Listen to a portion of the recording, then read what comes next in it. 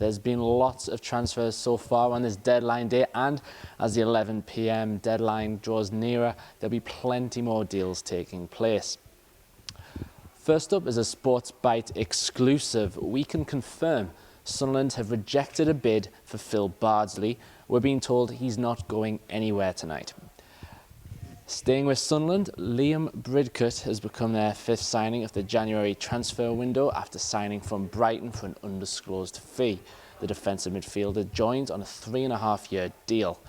SportsByte reporter Sam Lytle is now with George Foster of the SAFC Supporters Association to discuss Sunderland's latest transfers. Okay, thanks Mark. We are now joined at the Sunderland Supporters Association with Chairman George Foster. George, Sunderland have signed 5 players so far this transfer window. Let's have a look at them. Marcus Alonso, what do you think of him so far? Well, the bits I've seen of him, he seems very, very talented players. Obviously, we haven't seen enough of him, but let's hope he goes from strength to strength. And Oscar Ostara, is it Ostara?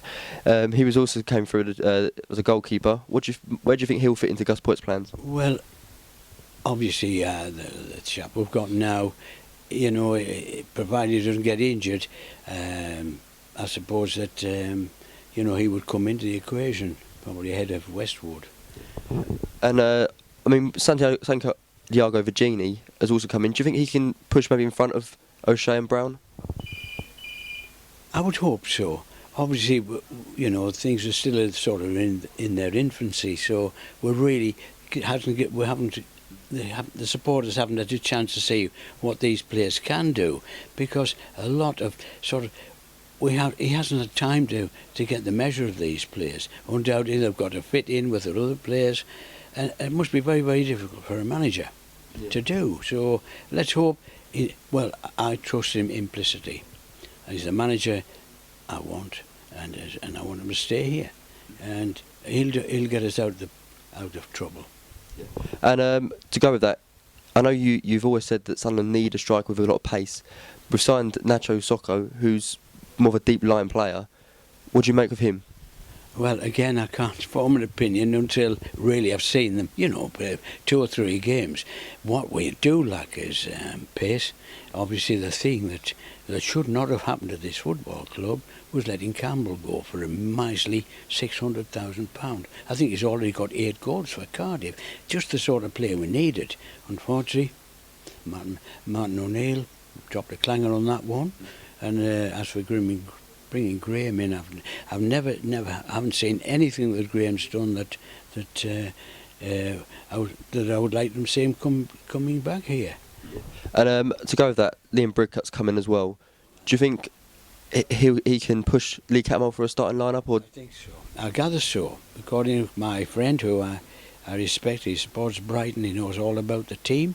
Obviously, they wouldn't want to lose this player, but he's come here. Boy, he knows all about him, so he must be the one. And obviously, you've grown up watching a lot of British players play for Sunderland.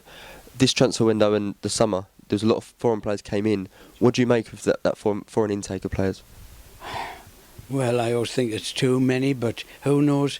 British players sort of poor sort of players. They cost a fortune.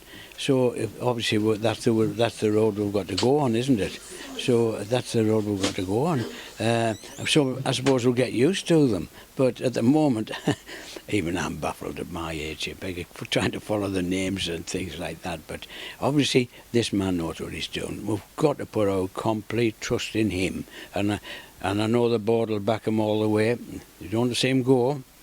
So they must back him all the way. If he wants more money to spend on players, they'll have to do that. Yeah. So we have time for here with George Foster, the chairman of Sunderland AFC Supporters Association.